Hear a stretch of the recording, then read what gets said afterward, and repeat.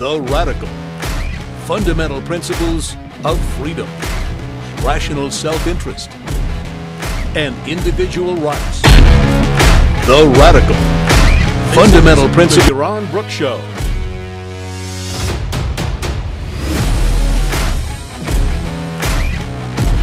Hi, everybody. I hope you're having a great weekend. I certainly am. I actually, happy Rans Day. This is Yaron Brand's birthday, the 2nd of February. So happy Rans Day. I went to the beach to celebrate. It was great. It's great to be at the beach in early February. Now, in order to redeem myself for the sin of living in such a beautiful place where the sun shines almost all the time, I leave for London on Tuesday, and then next Friday I'll be in Helsinki. So I'll get and then Edinburgh, and later that week I'll be in Warsaw. So I'm going to get my share of cold weather to kind of pay, retribution or pay for the enjoyment of being at the beach today. Yes, this is what happens when you live in Puerto Rico. You can go to the beach pretty much all year round. All year round. Sometimes it rains, but you know what? It rains when it's hot and you're at the beach. Not that big of a deal. Not too bad. Anyway, today was a beautiful day. So again, welcome. Happy Ayn Rand's Day. She was born in 1905 on the 2nd of February in St. Petersburg, Russia. All right, so let's jump in. A lot of stuff to talk about today.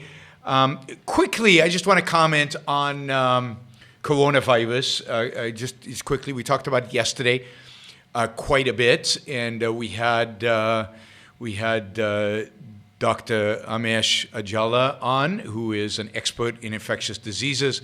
I think one of the most rational people I know who deals with these kind of issues. He has a deep understanding of both the science and I think the kind of the politics of the whole thing and how it all interacts with one another. What I thought was interesting, kind of how he presented objective information and objective knowledge about this. And then I read the comments this morning or today on the video that I released of just that segment with Amesh, and it's scary. The world is scary. The world is very, very scary. Not so much because of the coronavirus, but because of the hysteria, the conspiracy theories, and the willingness of people to just jump in head first into these conspiracy theories.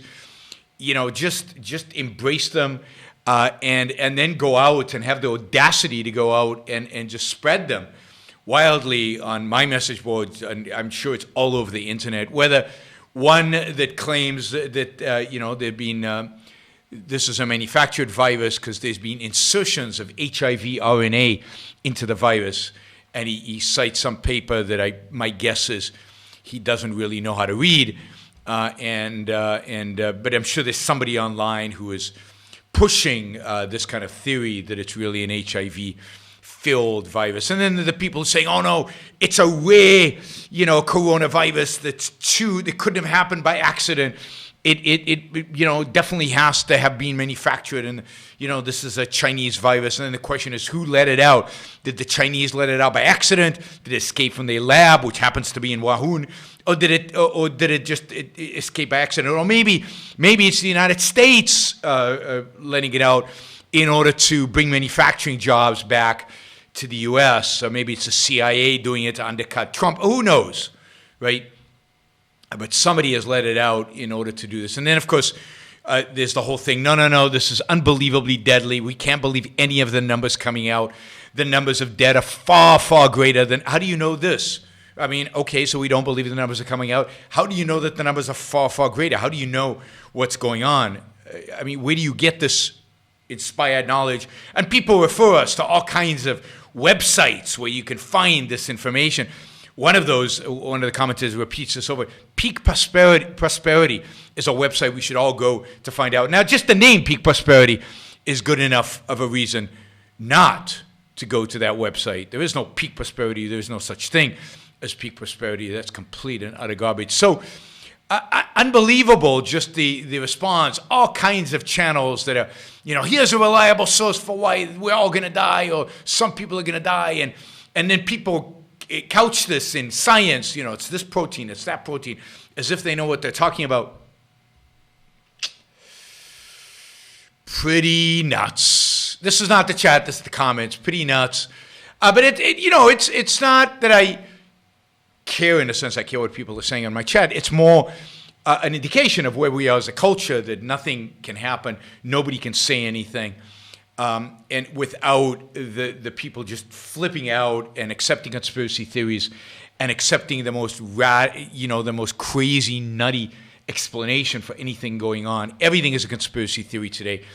Everything is the Illuminati in the background, playing around with us, doing this, causing this. And of course, why miss an opportunity to say we're all going to die? If it's not global warming, then it's going to be the coronavirus. We're just all going to die. And you just don't know you're going to die yet. So go to the grocery store and go buy all the provisions and everything. But what for? Because you're all going to die anyway. I went to the beach because, hell, if I'm going to die soon, then I might as well go and get some sun before I do that. Maybe boost my immune system by getting some good vitamin D, although I put a lot of sunscreen. I missed the opportunity to get the vitamin D. And why am I putting on sunscreen? Since I'm going to be dead soon from the coronavirus. It's always something. These are the same people who thought we were all going to die because of Y2K.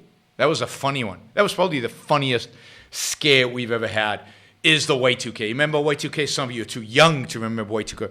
But all the computers in the world were going to implode. All the computers in the world were going to crash. As a consequence, planes were going to drop out of the sky. The electric grid was going to go out. Everything that relies on software and computers was going to grind to a halt. The whole supply chain, global supply chain, was going to basically disappear in an instant when all the clocks turned to 1/1/2000.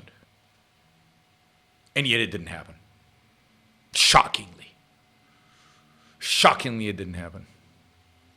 And now, we were all going to die at SARS, and SARS, it looks like, was far more dangerous than the coronavirus in terms of mortality. But, on the other hand, it is true. It's early. So, I could be wrong, and Amesh could be wrong as well. But all you can do in situations like this is get the best hear from the best experts, monitor the situation. But panicking, conspiracy theories, going online and watching YouTube videos by just, if I had commented on this virus and not brought an expert on, then that would have been the equivalent of what so many people are doing. So anyway, relax. That doesn't mean you should ignore this. It doesn't mean you shouldn't monitor it. You shouldn't take precautions if it gets widespread. It doesn't mean you shouldn't be diligent in what you do. It just means it's probably not going to be the end of the world. We're probably not all going to die. It's probably going to be dealt with by competent people like Amesh, by competent doctors like Amesh with actual science degrees who actually study it and actually know what's going on. And they will be the ones responsible for this not becoming a massive pandemic. It's the people who keep their heads. It's the people who can think. It's the people who don't jump on every conspiracy theory who actually are likely to pervade. All right. Get that out of the way. Now, a few topics I want to cover today. I want to talk about TEWNS. How do you pronounce that? Anybody want to know how you pronounce that? TWNS? You probably don't know what that means because I didn't know what that means. So I'll tell you what it means. It means that's the T, the elite with no savings. The elite with no savings. I don't know who came up with that. We'll talk about that. It's an interesting blog post. We'll talk about working hard. Still, the only really recipe for being great at anything. And then I want to quickly give you a review of Joker and Witcher. And I thought I'd start with Joker because I promised that yesterday, and I don't want to get caught up in stuff and then not be able to cover it. So I figure I'll start with what I promised yesterday. So we'll do Joker and Witcher first, and then we'll do TWNS, and Working Hard. Both come from the same blog called summation.net, which is a blog, I read, semi-regularly, really chock full of good stuff, chock full of interesting things. We'll get to TWNS. TWNS, whatever, right? We'll get to it. Okay, Joker. So I finally watched Joker. It took a while because I wasn't really motivated to go see it at the big screen. And I know, but as a consequence of that, I'm kind of behind the times, and the culture's moved on, and people have moved on. But it's a big cultural phenomena. The movie has grossed $1 billion worldwide, 335 million in the United States. Those are not small numbers; those are major numbers, and it's pretty amazing for a movie like this, because this is not a superhero movie. I'd argue it's the exact opposite. It's the anti-superhero movie. It is based on, it's a backstory in some way to Batman, but there's no hero in the movie. There's no superhero or any kind of hero or anybody semi-even heroic in the movie. It is all depressing and mired in depression and mental illness and just ugliness and ugly action. So it's interesting that it is, and not a good sign, I think, for the culture, that it has grossed so many dollars and it is done so well as a popular movie. I can understand why this is a movie critics love. I can understand why this is a movie certain people out there in the media and intellectual world love.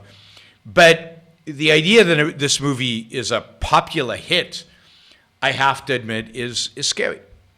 Because the movie, and I'm glad I didn't see it on the big screen. I'm glad I waited. I could watch it on my iPad, not get too overly immersed in it. Actually, no, I watched it on the big screen at home. But I watched the movie to a large extent, so you didn't have to.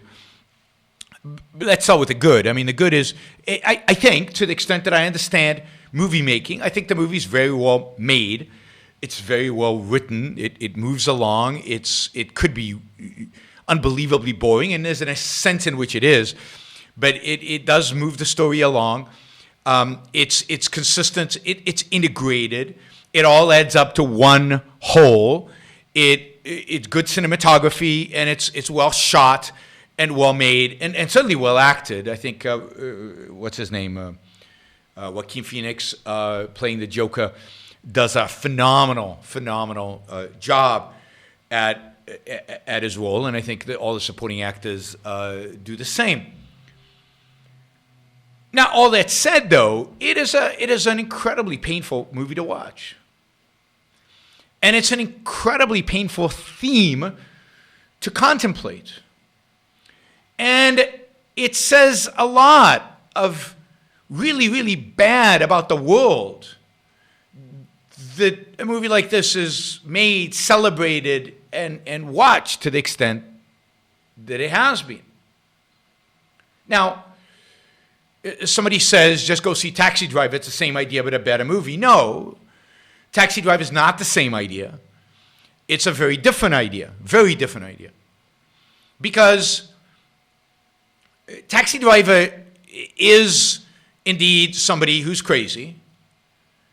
It is indeed somebody, but it's somebody who becomes a vigilante, kills people in a sense that deserve killing in the name of justice, and he does it. Note in Taxi Driver, in a premeditated way. He trains for it. He practices it. He plans for it. He thinks about it, and he goes and he does it. There's little planning here, particularly for the first act of brutal murder, and it's a kind of an instantaneous kind of seeking justice of killing. By the way, lots of spoilers here, so if you intend to watch the movie, then you should think about muting the sound. The first act of violence where he kills people is an act where they're abusing him and he kills them. You have some sympathy to it. But the difference is with Taxi Driver, he enjoys it. He enjoys it and therefore seeks it out. He enjoys it and then kills a person, kills people not in the name of any kind of real justice to protect anybody. Remember, Taxi Driver, he falls in love. Here, he doesn't fall in love with anybody. So Taxi Driver is also an indication of a particular culture. It's a culture of the 1970s. A culture where crime was rampant. A culture where depression was rampant. And in some senses, similar to today, a culture in which people were unbelievably pessimistic and everything was dark and everything seemed to be falling apart and everything seemed like it was horrific and horrible and we couldn't recover. And Taxi Driver works because it appeals to that. You remember all the vigilante movies from Dirty Harry to the ones with Charles Bronson in the 1970s as a response to the horrific violence that was happening all over the United States. Violent rates today are way down. But that same sense of decay, that feeling that things are crumbling, that feeling that things are out of control, that feeling that America is in decline, is there in spite of the relative lack of violence.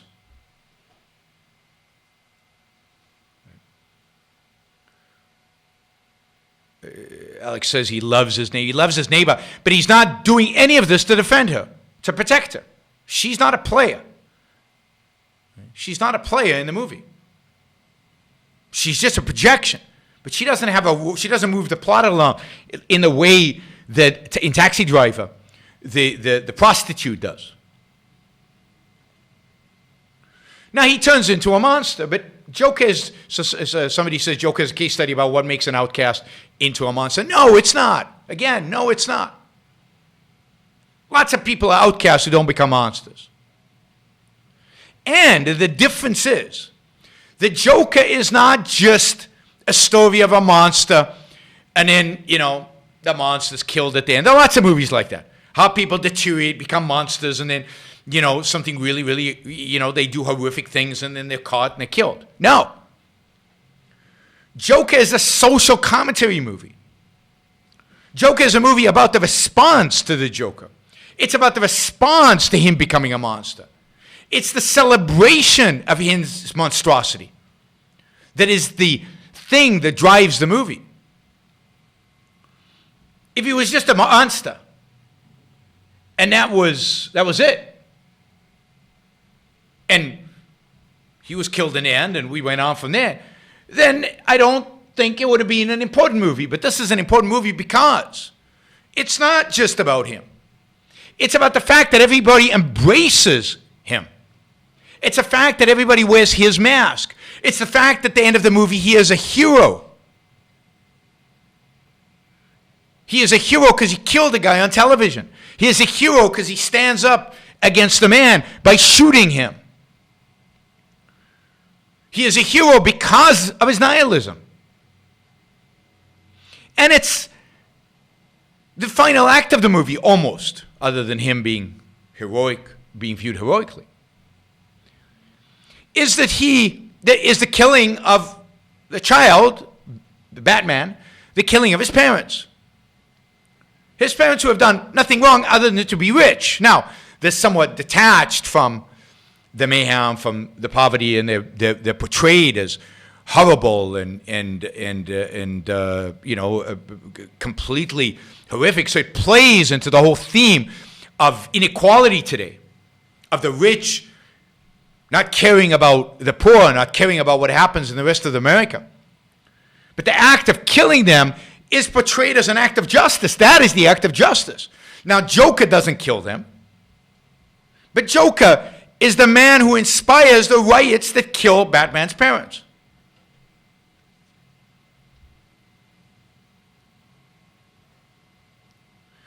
So there's a real glorification in the movie of his monstrosity, not just by the crowds, but by the movie makers.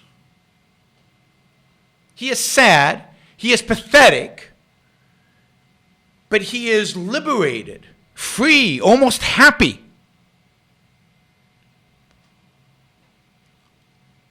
When he kills, when he commits acts of random violence, when he is celebrated as the nihilist monster that he is.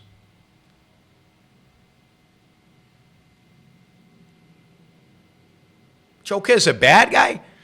Bad guys die at the end of a movie. Bad guys are not celebrated. Bad guys are not imitated. Bad guys are not, do not inspire the man on the street.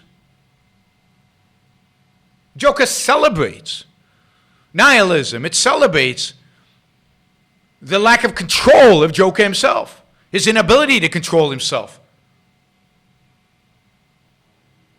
Well, he's pathetic. He's pathetic. He doesn't look pathetic when he shoots the guy on TV. He doesn't act pathetic when he shoots him. And then he's embraced.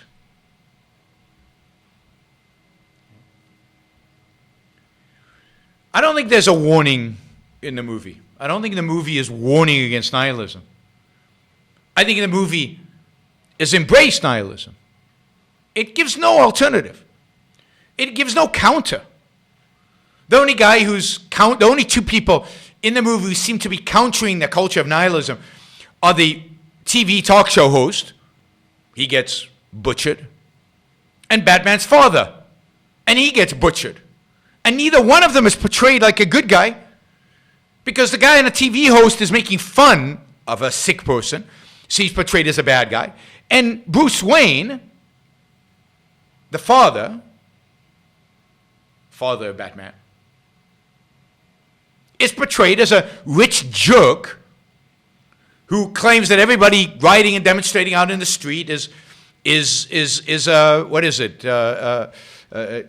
bad person. So no, this is isn't a warning against nihilism, it's an embrace of nihilism. Or just a reflection of nihilism. This is what nihilism is. So absolutely, it's the origin story for Joker in the Batman series. It has to be in the Batman universe. But it's a movie. It stands on its own. And somebody chose to make this movie versus 100 different other movies. Nobody says you need to make a movie of the Jokers. And you could make a very different movie. You could have at least somebody out there, policeman, somebody who is heroic, who is pro-values, who is fighting for values, who doesn't die at the end.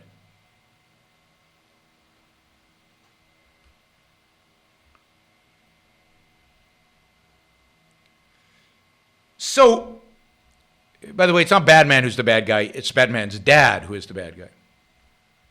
So no, I think Joker is philosophically an awful movie. It's not just a shock movie for teenagers, because it's far too philosophical, ideological, meaningful. It's far too clever. I don't think teenagers just went for this because it has a bunch of people getting killed, because the fact is there's not that much violence in the movie. There's not that much action in the movie. It's a very cerebral movie. It's relatively slow. It focuses a lot on kind of his mental health, or lack of it, and how he was abused as a child and how it unravels. It's clever in the sense that sometimes you don't know if what is happening is imagined or real, and the movie has to tell you that. No, this is not a movie that I would have thought, oh yeah, young people would go to see this because, hell, it's got a lot of action in it and just blow them up. It's not a movie like that at all. It's far too serious a movie. It's far too well-made a movie. It's far too intellectual a movie to just shrug it off as some action movie and not care about it.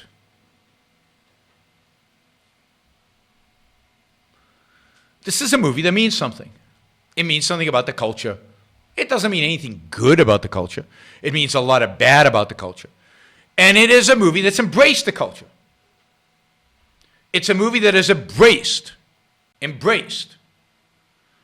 a culture of nihilism, in many respects, celebrates it, empowers it, and provides kind of not an explanation for the culture, because we have no explanation for the culture. We have no explanation for the writing. We have no explanation for the people out there. But it shows how nihilism latches on to the worst, to the sickest, to the most monstrous. I don't recommend the movie. It is not enjoyable. There is nothing to enjoy in it.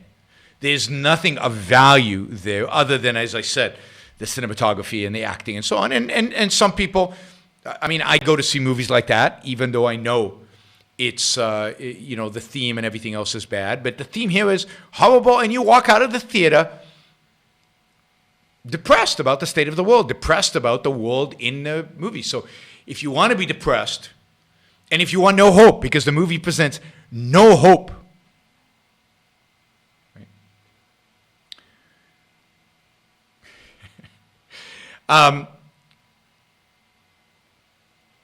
that's what it is. I find it funny, people on, I know you don't always like me commenting on the people in the chat, but it's fun. Because the people in the chat just confirm my view of the culture. And maybe I overemphasize how they are. But isn't it pretty amazing that people in the chat, complain about how I'm terrible at my commentary. I'm worthless at political commentary. I'm worthless in cultural commentary. I'm worthless in movie analysis. I'm worthless in pretty much everything. And yet here they are, listening to me. Wow. These are people who have no lives. Really, really, really have no life.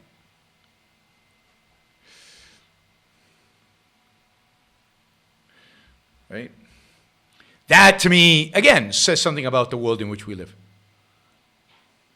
The world in which we live. What a world. And maybe YouTube just brings out the best in people. Maybe that's it. Somebody says Joker getting the shit kicked out of him by a gang on a train and then shooting them was justice. Yes, it was. But then from there, it just turns to nihilism. And he says explicitly that he enjoyed shooting them, not in the sense of enjoyed standing up to the thugs, but enjoyed watching them die. And then he manifests it. I don't need all your love on the chat. Don't worry about it. I just find it funny that these people are such absolute idiots who have no life and who continue to waste their life by listening to my show. So, I'm glad to be a vehicle for their wasting their time, and thank you for beefing up my stats on viewership and on time watch. I just think it's funny. Anyway, it's a philosophically wretched movie. Brian says this on philosophically wretched. That's a good way to say it, and it's a culturally wretched movie, and it says something about the state of our culture, that it is being so successful and hailed both critically and, from the perspective of the public. All right, so that is Joker. I don't recommend it. So I suffered through watching it, so that some of you could not. I know that somebody says disagreeing is trolling. Disagreeing is not trolling. Telling people they suck on a chat while somebody is talking and trying to make a point, that's trolling. By the way, with no evidence and no facts and nothing, just you suck. That's trolling. So I know some of you like Joker, and I don't know what to tell you. You should go see a good movie. You should go figure out what good movies look like. And again, Joker is well made, so I can sympathize with that. But oh my God, it's philosophically, it's a nihilistic movie. All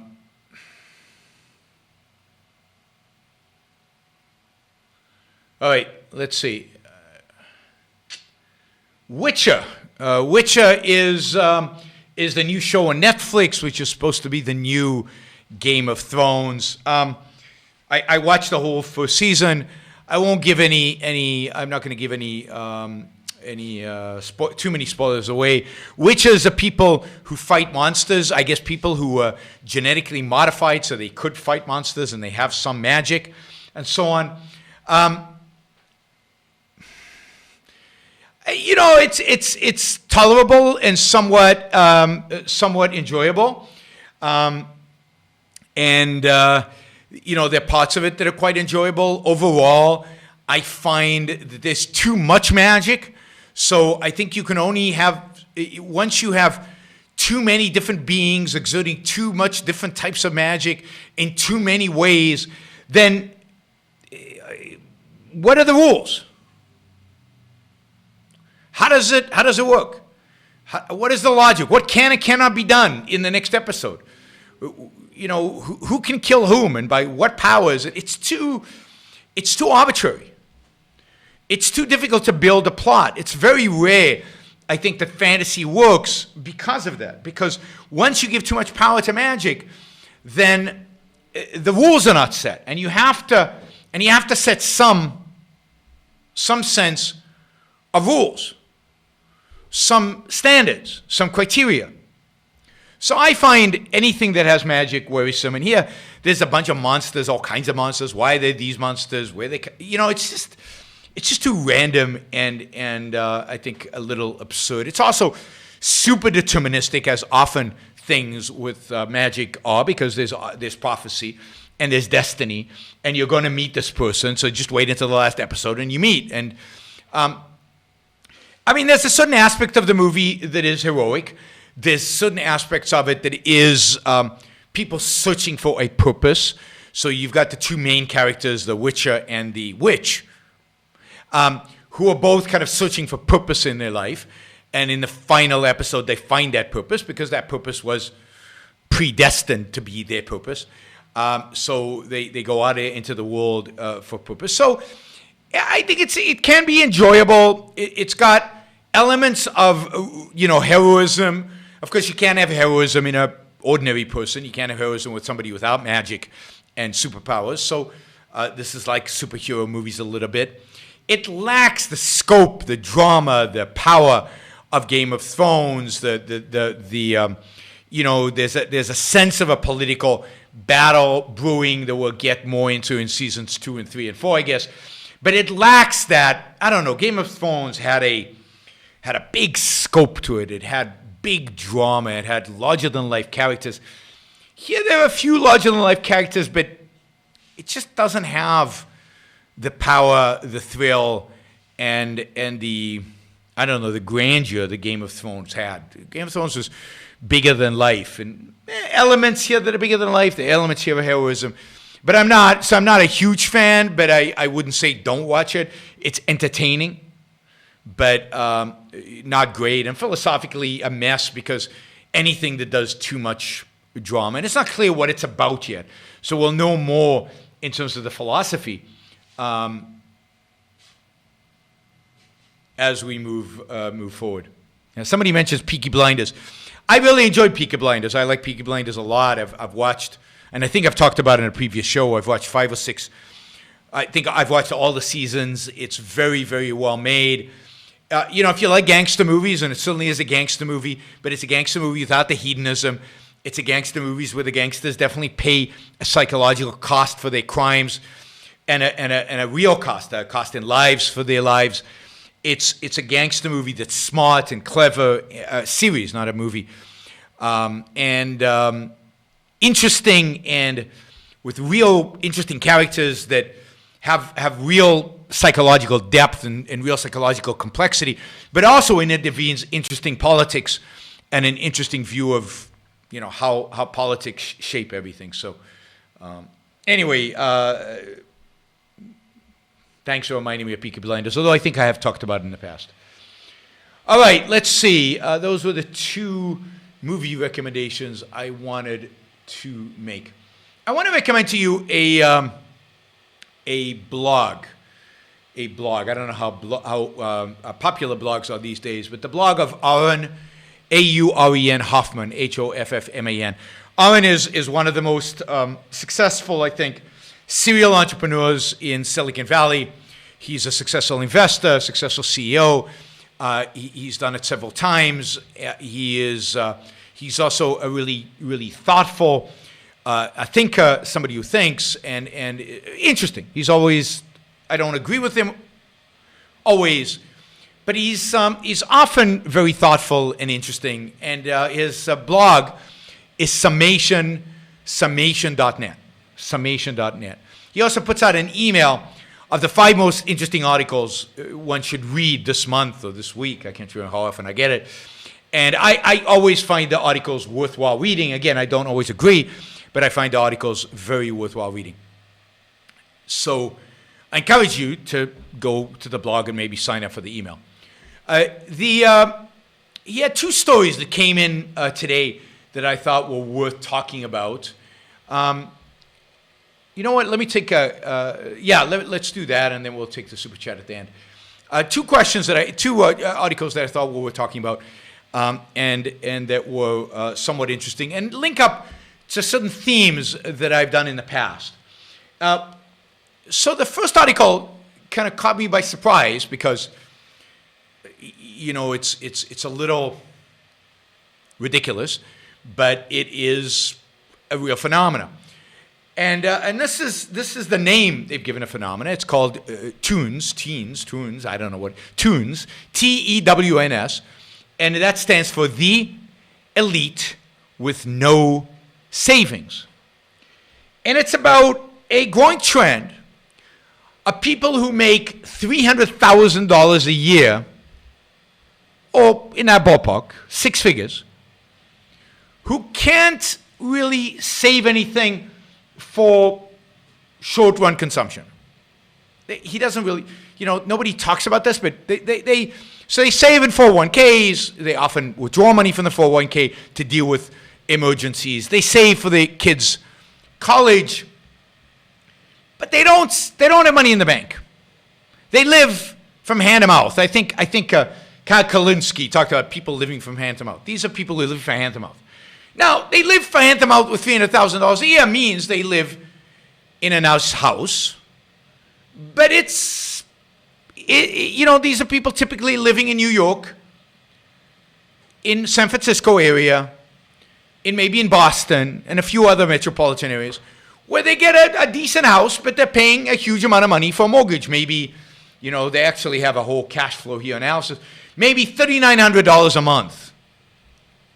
$3,900 a month for mortgage, right? So they've got a relatively big mortgage, and that's probably for $3,900 is probably $1 million home, or maybe a $900,000 home. So but it's a small home because in these places $1 million doesn't buy you much. They're paying a lot of money for childcare, babysitting, and for private schools for their kids.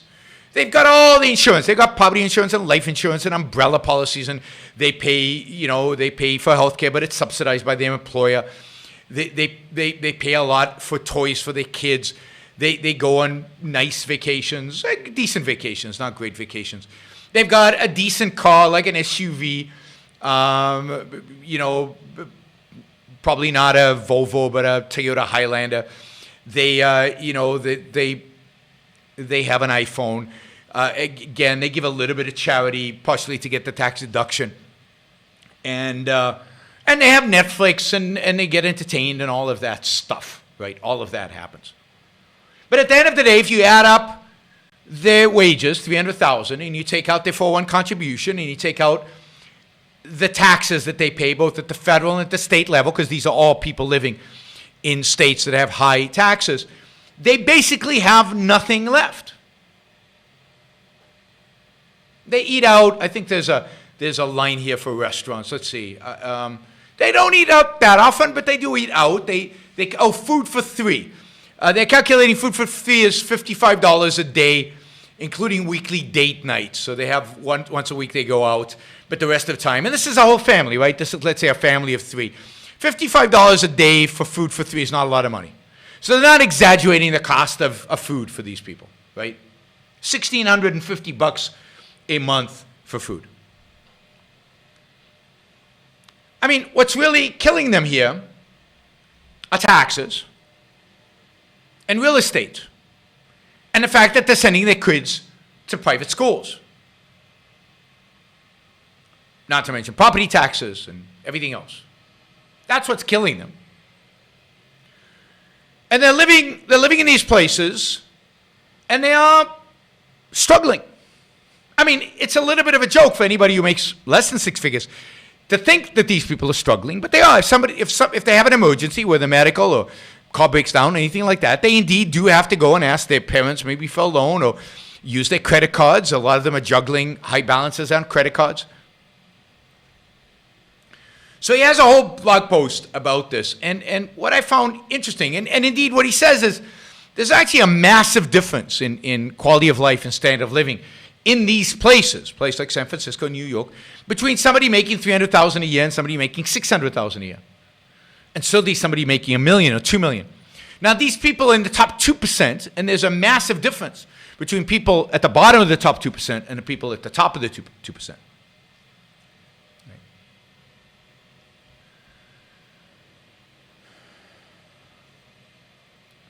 So, what's interesting about this is his solution to this, which is similar to mine. But I've always given the solution for people who are working class. You've often probably heard me if you watch this show. You've often told me, if you're still working in Ohio, get in your car and move to Northwest Arkansas, to Texas, to lots of other places where there are jobs. Don't just sit there taking your opioids, waiting for jobs to show up. Take responsibility for your own life and go make your life somewhere else. He proposes, and I agree with him completely, that people making that kind of money, these are people who typically have Ivy League degrees. They're people who went to school, they've got advanced degrees, they're well trained, they're young, they've got young children, they're ambitious, but they want to live well, they want to go out to eat more, they want to live in a bigger house, they want to have more money at their disposal. Now, they could get California to lower taxes and the city of San Francisco to engage in massive building projects, or allow developers to engage in massive building projects to lower the cost of housing, but they're not going to do that.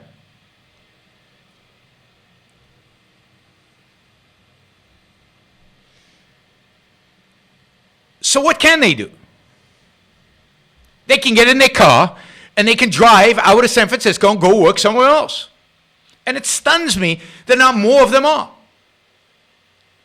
They could go to Austin, Texas, or Denver, Colorado, or Tennessee, or Dallas, or Houston.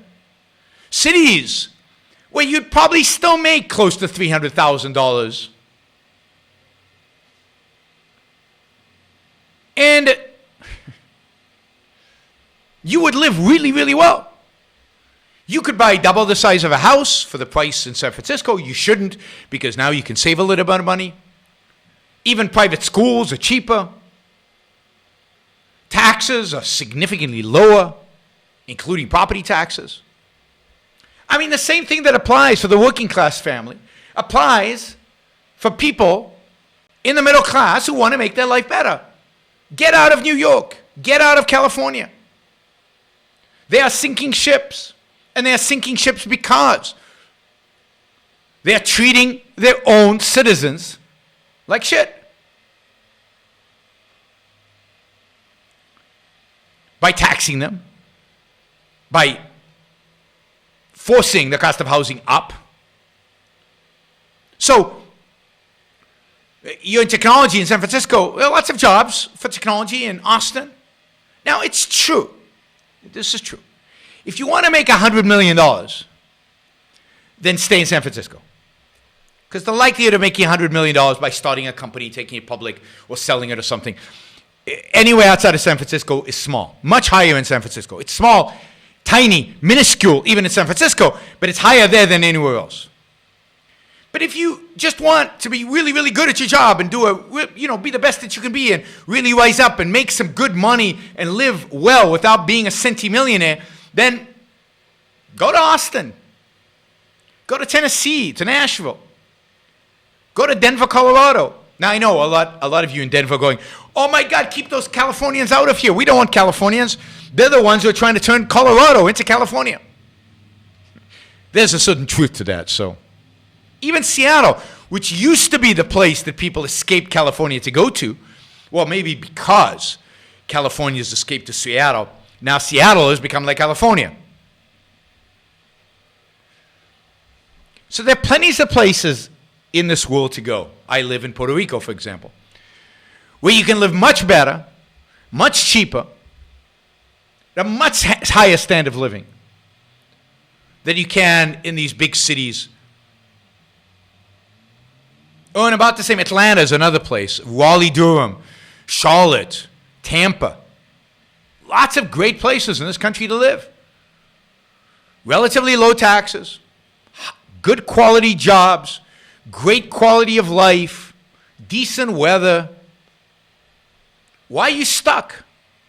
Why are you stuck living a mediocre life where you cannot really afford to live? So that's one thing he mentions. The other thing he mentions is that the problem with these people is that they are motivated by trying to be like the Joneses. They are motivated by trying to live beyond their means like their neighbors. And there becomes this rat race. And here again, philosophy has something to tell you. The first part philosophy told you is take control over your life, evaluate. Don't let yourself be caught up with momentum, with just I've always lived here, or I've lived here now, or what will I do, how will I survive? Think it through, figure out where's best to live and go live there. Don't just accept reality as given to you. Take control over your own life. But the second thing is stop trying to mimic the Joneses. Live by your own standard, by your own mind. Live within your own means. Don't evaluate your own progress by how you're doing relative to other people, relative to your neighbor. Evaluate it based on your own personal goals, your own personal values. Live not based on other people's perception of you, but based on your own core ideas and core values. So, the two things that are preventing people is the courage, the first-handedness, the thoughtfulness, the sense of control and self-esteem that moving requires. By the way, moving in the U.S. is in massive decline. So there's a graph of interstate migration, which has been in steady decline since the late 1970s, when there was significant interstate migration. A steady decline. It's been rising a little bit since the financial crisis, because I think people had no choice after the financial crisis but to move. But basically, Americans are becoming more and more and more and more people who stagnate, sit around waiting for jobs, accept that if you're in Silicon Valley, you have to stay in Silicon Valley. If you're in New York, you have to stay in New York. Take control of your life. And then stop thinking of other people. Think for yourself. Your standards are what matter. Now, what Art Hoffman says is one of the problems of this phenomena politically, and I agree with him here.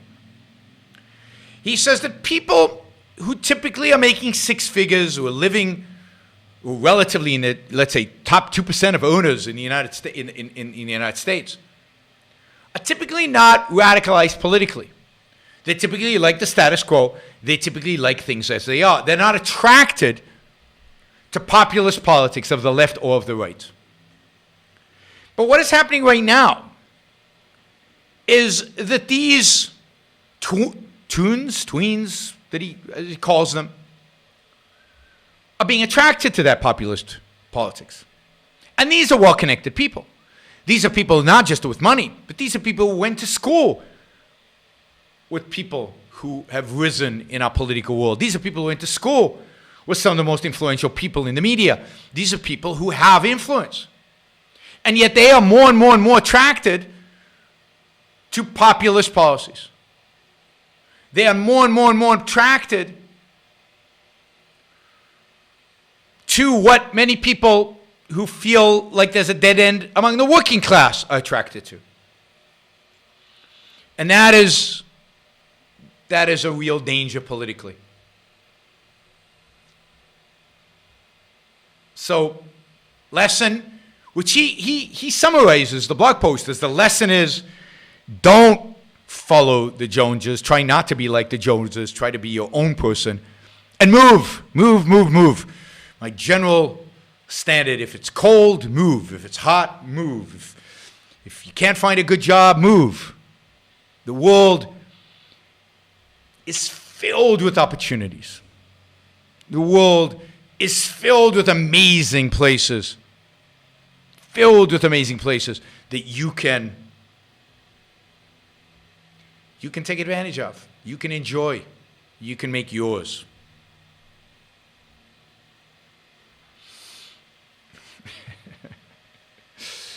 All right. I want to move on to the second blog post. I'm just scanning the chat for, the usual Yaron bashing over Trump. All right. It's pretty funny.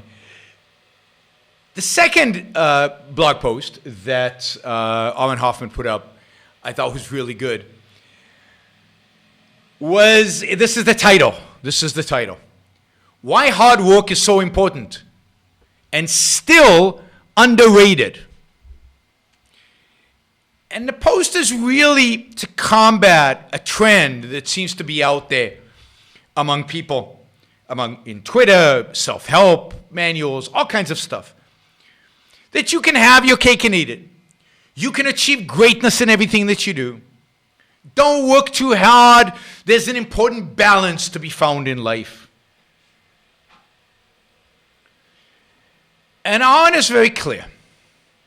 If you want to be good at something, if you want to be great at something, anything you want to be great at, you're going to have to work really, really, really hard.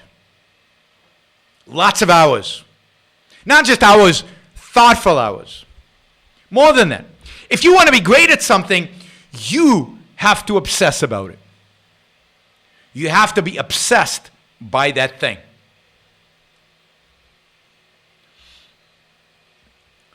To be one of the best in the world at anything, at something, you have to work hard. So if you aspire to greatness in whatever you do, and I wouldn't say best in the world because that's too comparing to other people. If you want to be the best that you can be at something, then you have to work hard at it. You have to obsess about it. You cannot be great at something, Aaron writes, and I agree with him, unless you're obsessed with it. He says you need to be thinking about it all the time. And that obsession may consume you, and it might not be healthy for you. But that's the difference between being great and just being good.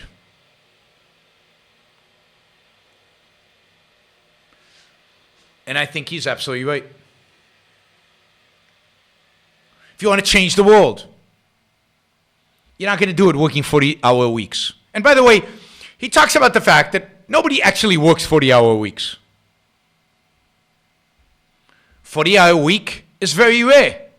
Think about how many hours you actually work. You're actually productive. You actually do it, not moving around emails, emptying your trash, playing around, checking out the latest scores, but actually working. He says very few people, and I agree, very few people who work 40 hours actually get 40 hours work done. To get 40 hours work done, you often have to work 60 hours, 80 hours. There are a few incredibly productive, focused, energetic people who can get 40 hours work done in 40 hours. But that's a minority. Most of us have to take a lot longer to get that work done. So if you want to be great at something, if you want to be really good, if you want to make a lot of money, not every field allows you to make a lot of money, but if you want to make a lot of money and you're in the right field, you better work hard. And 40 hours is not going to cut it.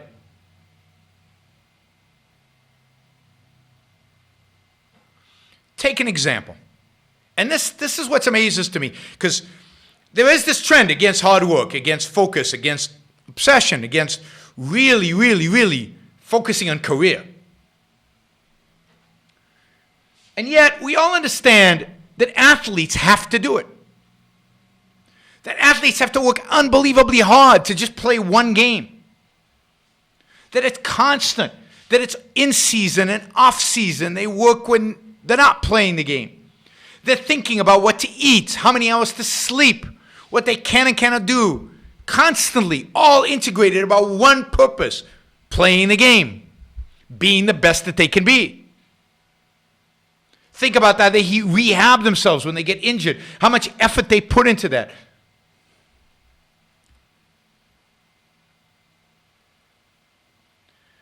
I mean, there's the 10,000-hour rule.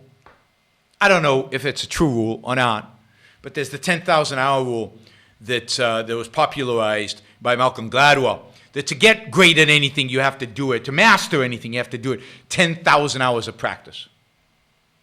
But I suspect many of these do much more than 10,000 hours. And it's not just a dumb 10,000 hours. It's a real 10,000 hours. Now, this context is a good opportunity to mention the tragic passing of Kobe Bryant this last week. Now, I am a Celtics fan, so I despise the Lakers. But Kobe was an amazing player, one of the great players of all time. But Kobe did not become an amazing player accidentally. Luck. Yes, he had some physical talents, physical skills, athletic build. But Kobe worked it, and worked it, and worked it. I mentioned Neil Peart when he passed away. Give me a break. The chat again always, goes crazy, no matter what I'm talking about. So, Kobe, all of these players, they practiced unbelievably. There's a story that Armin Hoffman cites in this blog post. It says Kobe Bryant was training with the American Olympic basketball team in 2012. This is Olympic basketball. Nobody really cares. Well, but Kobe did, because he wanted to be great, wanted always to be great. A trainer met Bryant in Las Vegas and offered to help him whenever he needed it. Bryant ended up calling this trainer at 4 a.m. in the morning to do a conditioning stint. After the workout, the trainer went back to bed to get some sleep before an 11 a.m. scrimmage with the full team. When the trainer returned to the court, he asked Bryant how long he had worked out for. Bryant told him he hadn't left the facility. He had wanted to hit 800 shots and had just finished. Bryant had shown up 7 hours early for a scrimmage game. That's how you become great. You want to be great at what you do? Then that's what you have to do.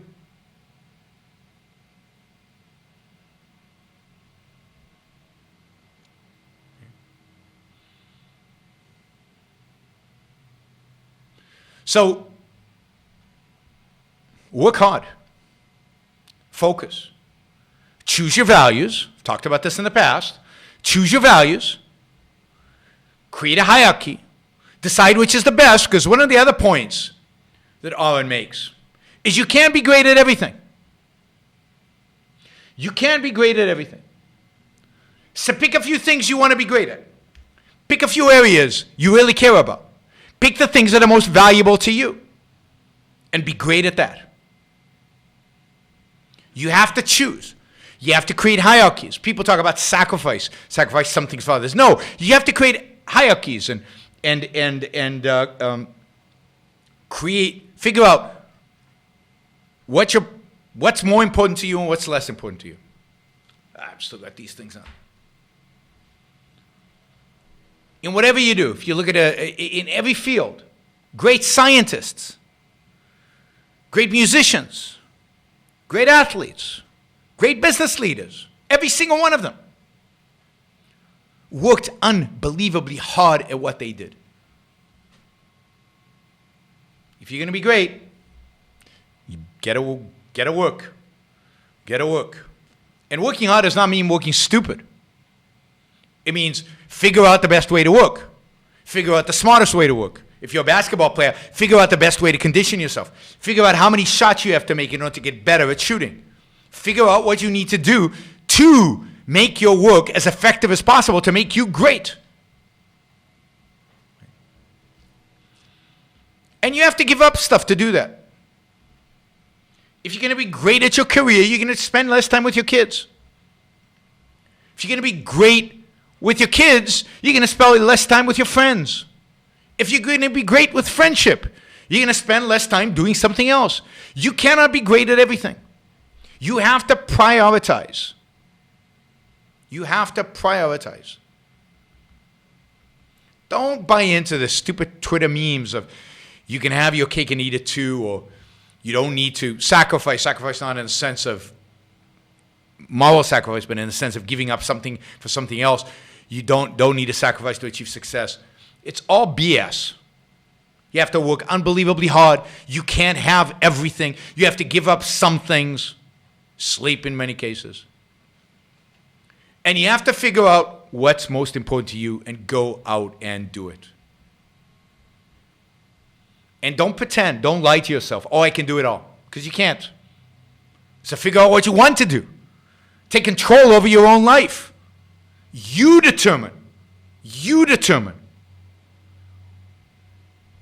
where to spend your time, where to spend your effort, where to spend your thinking.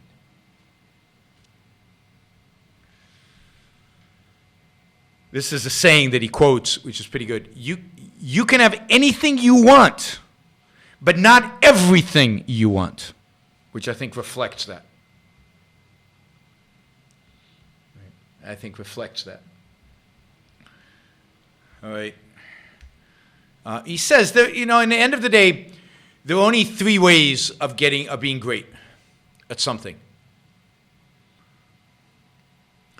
Where are they? 3 ways. Lucky. You have to be extraordinarily lucky. And I include,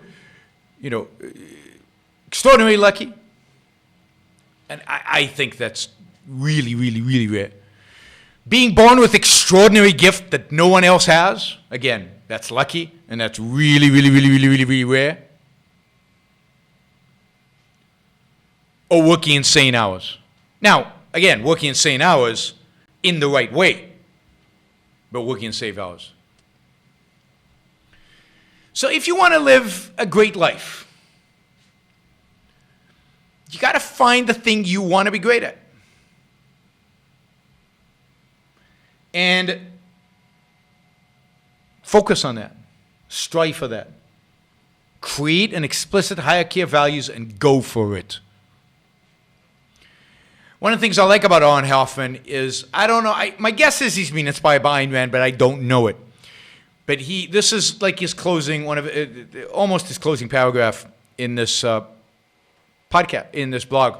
He says, "We enjoy all the pleasures of modern day life because someone worked hard to create them." If only people understood that. If only people recognized it. Dreamers who put their dreams into action have given us medical breakthroughs, space exploration, and the rule of law. So even in politics. Hard work is a prerequisite for changing the world. There's no substitute for it. And despite what some may say, it's still underrated. If you work hard with the right people on the right product, you can change your life and the lives of millions of others. Now that's inspiring. So again, I recommend Aron Hoffman, A-U-R-E-N, Hoffman, H-O-F-F-M-A-N's blog called summation.net. He has some really interesting stuff. Again, if you're interested in Silicon Valley, if you're an entrepreneur, if you're interested in technology, he's one of the most important thinkers out there on issues around entrepreneurship and technology. All right, let's look at some of these questions. Let me take the relevant one first. Does giving up sleep make you less effective? Possibly. And there's a time and a place to give up sleep, but sometimes you have to give up sleep to get stuff done, and you just have to do it. And I don't think it makes you so less effective always. Now, certainly, if you don't sleep a couple of nights in a row, you're going to be less effective. But sometimes even that is necessary when you're working really hard. I remember studying for exams overnight and not sleeping. And then you do the exam and then you crash. Sometimes you have to work hard to meet a deadline. So I'm not recommending depriving yourself of sleep as a method and as a constant, but sometimes it's what you have to do. The influence of IQ on becoming great at something. Well, let's leave IQ to the side. Let's say influence of intelligence on becoming great at something. Well, it depends on what that something is. I don't know that you have to be super intelligent to be a great athlete. But you can be great at a variety of different things that don't require great IQ, or put aside IQ, great intelligence. It's what you do with the intelligence that you have. It's what you do with the intelligence that you have. It's using it properly. It's engaging it properly.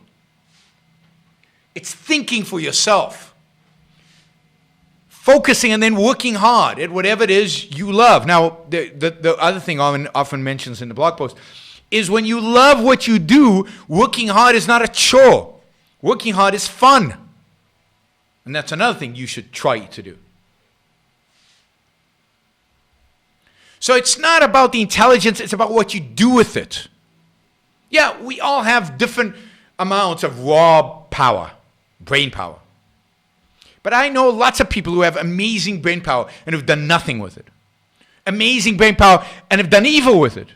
Have been destructive to their own lives with it. And I know people who are average or less than average, who've done amazing stuff with their lives and have pushed themselves.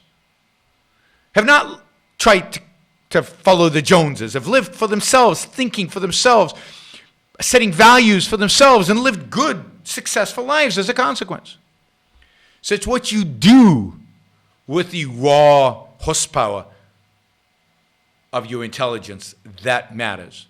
And again, great should not be relative to other people. It should be relative to what you are capable of. Don't be second-handed. Are sports one area in which Americans still appreciate the good for being the good? Yes, definitely. And there's a reason. Sports is a substitute for romantic art, in my view, in America today. Sports is the way people still find heroes. You're not going to find a hero by going to see Joker, the movie.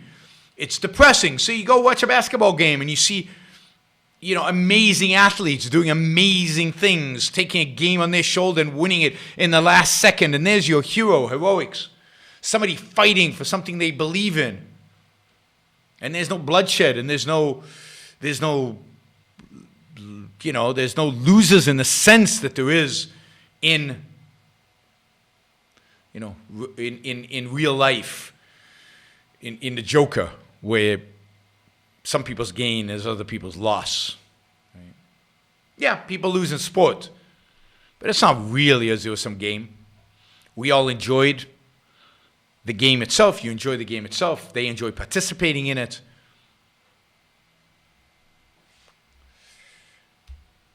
Thoughts on the Astros cheating scandal? I mean, it's terrible. People shouldn't cheat in sport. There are rules. You got to follow the rules, and they should be penalized. How they're penalized, what's the appropriate penalty, is a little beyond me. Are you going to watch the Super Bowl? Yes, absolutely. I like the Super Bowl. I mean, I don't watch a lot of football. I'm kind of off of football mostly these days because of how violent it is and because we now know the physical consequences so many of these players suffer through. I generally do not like violent sports. I don't watch boxing. I don't watch, the fighting one. I don't watch any of those sports. Football is the closest I come to, and even football has become, given that I know the damage that it does to people's brains in particular, it's become less enjoyable. But I do watch the football. I do watch the Super Bowl. And who am I rooting for? I'm split. Generally, I root for the 49ers, so I love the 49ers, so I'm rooting for the 49ers here, really. But I like Kansas City because I tend to like great quarterbacks, and it strikes me that the quarterback of Kansas City is going to be a great quarterback, and he's played magnificently over the last 2 years. He's young, and it would be great to watch him win. So, this is one of those where I don't really care that much, although generally I'm a 49ers fan. And by the way, the only reason I'm a 49ers fan is because I used to watch the 49ers when Joe Montana played and Young played, and they were great quarterbacks and fun to watch and amazing to watch. So, yeah. Flag football, that's okay. I like flag football. All right, let's see. Somebody says, when I saw it in the theater, I guess Joker, people were laughing and leaving the place saying how much they enjoyed it, and I was the weirdo for hating it. Yeah, but I think that tells you something about the culture. It tells you something about the world. Now, you can enjoy it for being a well-made movie, and I think it is a well-made movie. But once you take the philosophical theme in, and people are laughing, and people are embracing it, and people enjoying it, that says something about the culture in which we live. There's a streak of nihilism in our culture right now, and it's unfortunately getting worse. And in some respects, it's worse than it was in the 70s. What do you think of keto Atkins diet? Would you think of doing a show on nutrition? If I had somebody I trusted as an expert on nutrition, I'd do a show on nutrition. But I'm not an expert, and therefore I can't do it, and I don't know anybody who really is an expert on it.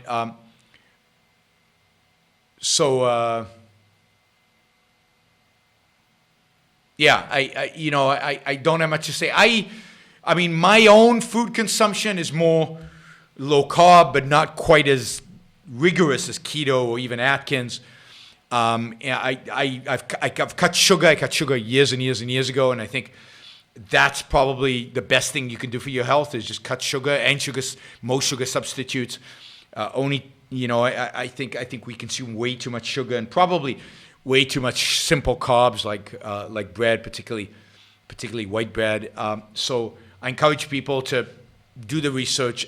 I've come to conclusions about my own diet, but I don't pretend that I'm an expert. I'm not like one of these people who, I've discovered the new thing. Everybody should be doing my diet because there's very little to know. Yes, I've read the paleo stuff. I've read all this stuff. And paleo's become a religion, I think, among many people. And I think it's a lot of the stuff that I've read about paleo, from paleo people, from doctors, I think is wrong and doesn't make any sense to me. So I only eat sugar in its not only. I try mostly to eat sugar in its natural form. I eat some sugar, obviously. I eat fruit. I eat, a lot of the sauces that I'm sure I eat at restaurants have sugar in it. So I'm not religious about these things. I'm not tempted by keto. I'm not tempted by Atkins. I don't really have any health reasons that would justify do it. I don't eat pasta. I minimize carbs, but I don't minimize it to such an extent that I think I'm doing keto or something like that. So I try to find a nice balance within them. And then I cheat and I drink a lot of coffee. Why do you think crime went down since the 70s? Well, it really went down. Crime has gone down since the late 80s, early 90s. And nobody really knows why it's gone down. So there have been a ton of studies, very little knowledge about what actually caused it. Some of it is a cultural change, a culture that became intolerant of violence. There was certainly in the early 90s, there was a shift in the number of young people. Young people are more prone to violence. And just because of demographics, there were fewer young people. That has now shifted. There are a lot of young people again, and violence is not increasing. So maybe it had some effect in the 70s, but not later on. Policing changed. Policing became more community-oriented, more zero tolerance about simple stuff. Also, mass incarceration. We put a lot of people behind bars. And you'd expect that to some extent that would have an impact on lowering crime. I doubt that it was justified, but I doubt that's the main cause.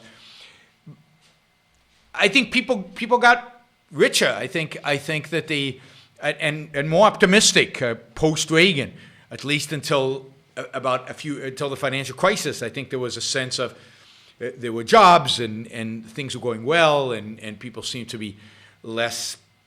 There was less angst. among people. I think that angst is coming back, in spite of the so-called best economy ever. I think the angst is coming back, but I think back then. So I wouldn't be surprised if we start seeing an increase in violence over the next few years. But certainly right now, and certainly when Trump was elected, it was some of the safest we've ever been in America. Crime rates at the lowest they've been since the 90s, and but really they're the lowest they've been since the 50s, and maybe even before that, if we had reliable statistics. Suddenly, first-degree murder and armed robbery and violent crimes generally are way, way, way down, and a lot of it has to do with a sudden, lack of acceptance of violence in our culture. Okay, is Ayn Rand's view that women should admire their male, stronger partners for their values related to survival, as it is our reason we mostly use to survive, but muscles as well, and values come from reason? Is there enough evidence for this? I don't think there's enough evidence to really figure out what is genetic and what is not. Certainly, there's psychological consequences. Psychological consequences to being weaker, and women are generally weaker than men, and so that has psychological implications. And there could be something about that that's coded genetically, kind of in our DNA. It's not clear what and how it would manifest itself. Our values are chosen values, so you can't code the values in advance. But certainly certain inclinations, maybe certain certain inclinations and attitudes. And then there is growing up female, and therefore growing up weaker physically, in a world where there are stronger people. But boys and girls are different even very, very early on. What are those differences? How do they manifest itself? What can you separate from how we're educated and but also how we internalize, how we come to conclusions when we're very little, to what is genetic and all of that is complicated. I don't have strong views about it, but I have strong views about the fact that I think that almost nobody knows very much about it, because I don't think, I've said this many times, I don't think geneticists understand, and geneticists who do behavioral stuff understand the intricate relationship between genes, inclinations, thoughts, emotions, cognition, non-cognition, all these things, what you're born with, what you're not born with, and how they all interact, I think we're still in the infancy of trying to understand and trying to figure it out. So it's overly simplistic when people talk about this, and mostly you can describe what people who are not very cognitive, who are not engaged with their, in thinking, with their free will, you can describe what they will do based on genetics, because they rely more on their coding and more on their emotional response, which is more predictable than is rational thought. Why should Israel cede a pebble of land to the Palestinians when they legitimately won the land in a war over Arab countries? Carolyn Glick proposes the whole West Bank should be annexed to Israel. Yeah, I don't oppose that. I've never suggested it should be anything different. And I think that's one of the wrong things about Trump's plan, Mideast plan, is it gives the Palestinians way too much. Way too much. And I think that's one of the real problems with it. It gives them a state which they don't deserve and they wouldn't know what to do with. And it gives them kind of the moral legitimacy that they should have that state. Right?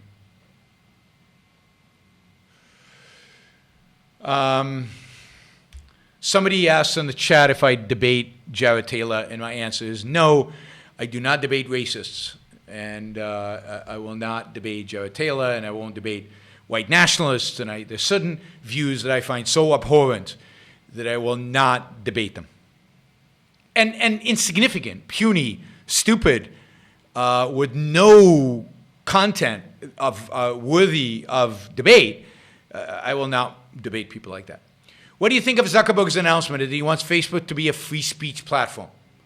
Well, I think it's confusing, which is confusing what free speech actually means. And I've talked about this. Free speech is something only the government can violate. So the free speech as a right. Now, if he just means you can say whatever you want on the platform, then great. But he doesn't really mean that, because clearly he has to have some standards. So unfortunately, all these guys, Zuckerberg included, are confused about what it is. Is it a political statement? Is it a practical statement? Is it a statement of intent? How do you intend to enforce that? Are you going to allow now pornography as a consequence? Of course not. So it can't, it's just not doable, and it cannot be. You cannot create a platform where everything is acceptable, where so-called free speech, I mean, it means nothing. Free speech in the political context means the government cannot stop it. But it's the responsibility of platforms to figure out what speech is acceptable and what is not acceptable on their platform. Somebody asked, would I debate Stefan Molyneux? For the same reasons I already mentioned, and I will not. I will not debate Jared Taylor, Stefan Molyneux, and others of that ilk. George Gamon said he would love to interview you. Are you interested in that? I don't know who George Gamon is, sorry. So I don't know if I'm interested in it. I can look him up quickly and see if I can quickly tell who he is, then I can give you an answer. Interest in real estate investing, building wealth and economics. So he's he sounds like somebody I would be interested in being interviewed by. So yes, if you know George Gamon, let him know. I'd be happy to be interviewed on his show. If he's interested, why doesn't he just call me up and text me or email me, and I would be happy to be interviewed by him. But I generally don't debate. I debate very, very few anarcho-capitalists. I debate, I do it very rarely to make a point, and I don't debate anybody anybody who's a racist or anti-Semite or white nationalist or whatever you want to call them.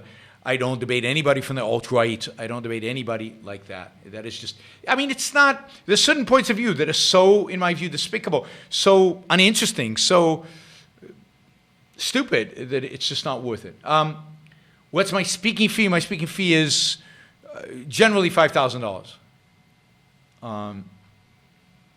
I know, debating a lot of people would get me more viewers. Somebody has to stand on principle, and I will stand on principle. Right? Anybody who's obsessed with race, I will not debate. And well before Molyneux was obsessed with race, I thought he was an anti-Semite. So I think his obsession with Israel and his anti-Israel sentiment was so off the wall and so ugly that, again, he's not the kind of person I would debate. All right. So anyway, I'm always looking to debate people, always looking to give talks at places. So absolutely, let me know, and I'm happy to do it. Right. All right. Thanks, everybody. And next, I think I'll try to do a show tomorrow before I leave for London, because I won't do a bunch of shows afterwards. So probably tomorrow, 8 p.m., 7 or 8 p.m. Eastern Time, right here. And I'll see you then. Don't forget to thumbs up, like the show. Don't forget to share the show. And, of course, don't forget to support the show. You can support the show at yaronbrookshow.com/support or at subscribestar.com, Yaron Brook Show. Thanks, everybody. Bye.